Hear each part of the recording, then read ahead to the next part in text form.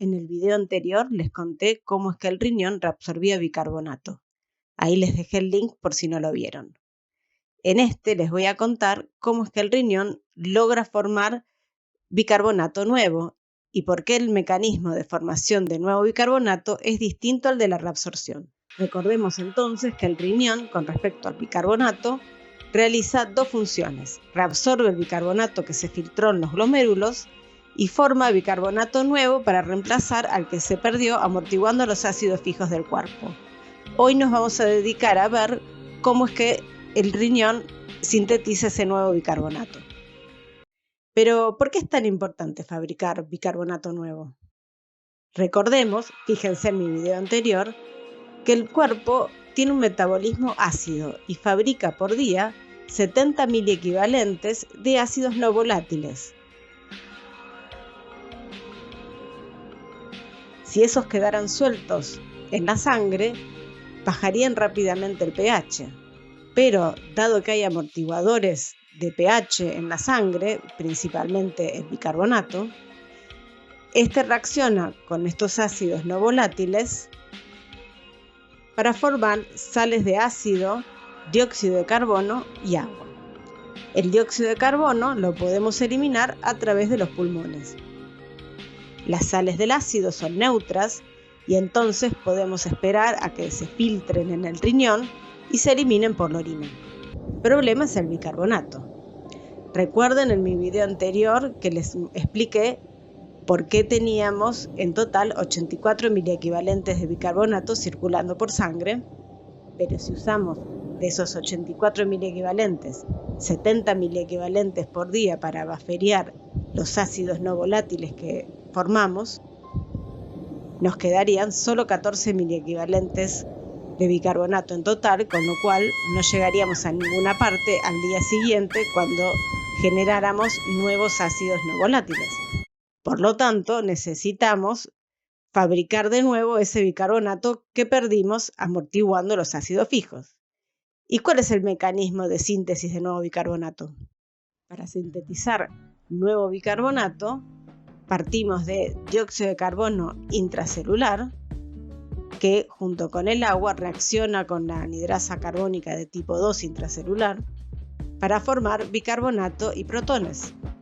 El bicarbonato puede pasar desde el interior de la célula hacia el espacio vasolateral a través del transportador clorobicarbonato o el transportador sodio-bicarbonato y llegar a la sangre, mientras que los protones que se generaron en el interior de la célula salen al espacio apical a través del cotransportador sodio-protón o la bomba protón-ATPasa. Pero los protones no pueden permanecer libres en la orina porque la orina no tiene la suficiente capacidad de retener esa cantidad de protones libres que necesitaríamos para fabricar todo el bicarbonato diario que necesitamos, así que se une a buffers urinarios, que pueden ser el amonio o los ácidos titulables como el fosfato y la creatinina. Fabricamos por día 40 miliequivalentes de amonio y 30 miliequivalentes de ácidos titulables. Y ahí tenemos los 70 miliequivalentes por día que tenemos que secretar de protones a la orina para poder fabricar los 70 miliequivalentes de bicarbonato. Fíjense en mi próximo video que les voy a contar por qué llamamos ácidos titulables a los ácidos titulables y al amonio no lo llamamos ácido titulable. Ahora, la pregunta del millón, porque seguramente de lo que yo les conté me van a decir que les parece que el mecanismo de reabsorción de bicarbonato y el de secreción son iguales. Pero no, tienen varias diferencias. Vamos a verlas una por una. Primera diferencia, ¿de dónde viene el bicarbonato? En el caso de la reabsorción de bicarbonato, obviamente el bicarbonato viene del espacio luminal donde está todo el bicarbonato que filtramos a través del glomérulo. En cambio, para la síntesis del nuevo bicarbonato, el bicarbonato se origina en el espacio intracelular de las células tubulares que sintetizan este nuevo bicarbonato. Segunda diferencia, ¿qué pasa con el dióxido de carbono en cada uno de los casos? Durante la reabsorción de bicarbonato, el dióxido de carbono se forma en la luz de la unión del bicarbonato y el protón entra a la célula y ahí se vuelve a dividir para formar protones y bicarbonato, y el protón vuelve a salir a la luz y vuelve a empezar. O sea que el dióxido de carbono recicla. Si lo quisiera simplificar salvando las distancias, podría decirles que toda la reabsorción de bicarbonato se podría hacer con un solo dióxido de carbono que está reciclando.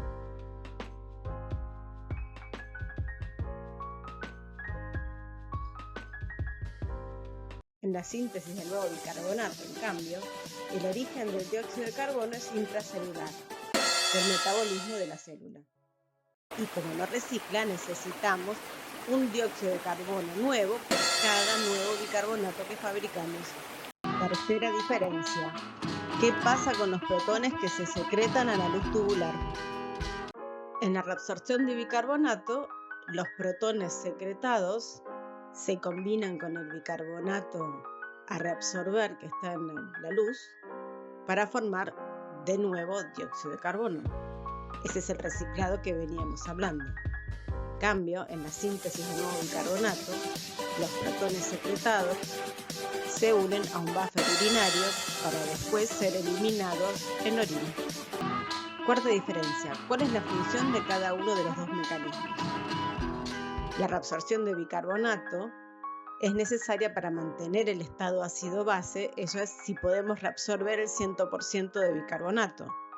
Pero no va a poder compensar, por ejemplo, si se perdió bicarbonato por algún mecanismo de acidificación del pH corporal, no vamos a poder compensar eso mediante el mecanismo de reabsorción de bicarbonato.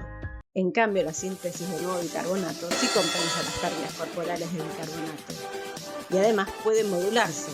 En caso de una acidosis aumenta y en caso de una alcalosis disminuye. Y el mecanismo de todos los que les conté, que sobre todo se modula, es la producción de bicarbonato ligada a la producción de amonio. Quinta diferencia. ¿En qué lugar del nefrón ocurre cada una de ellas?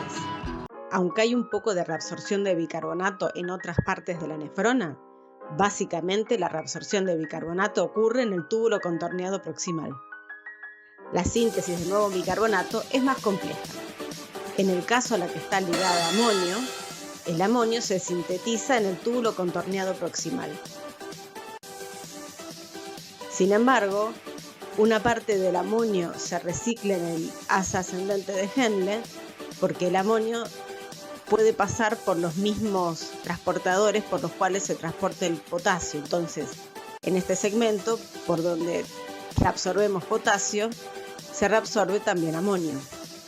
Finalmente, en el túbulo colector, por mecanismos que todavía no están del todo claros, gran parte de ese amonio se secreta y aumenta muchísimo la concentración de amonio en el túbulo colector, y eso va unido a una gran capacidad de acidificación de la orina que ocurre en el túbulo colector. Con respecto a los ácidos titulables, tenemos los principales: el fosfato, que se regula en el túbulo contorneado proximal. Recordemos que el fosfato se filtra en el glomérulo y se reabsorbe en el túbulo contorneado proximal. Todo aquel fosfato que no se reabsorbió sirve como ácido titulable. Finalmente, en el túbulo colector encontramos que también actúa como ácido titulable la creatinina. En este segmento no puede actuar el fosfato debido al pKa de la reacción de fosfatos. Sin embargo, la creatinina puede hacerlo y es útil para bufferear en este contexto de acidificación de orina. Si te gustó este video, por favor, dame un like, suscríbete a mi canal y activa tus notificaciones para saber cuando publico nuevos videos. Y en los comentarios contame qué temas te gustaría que te explique. Gracias.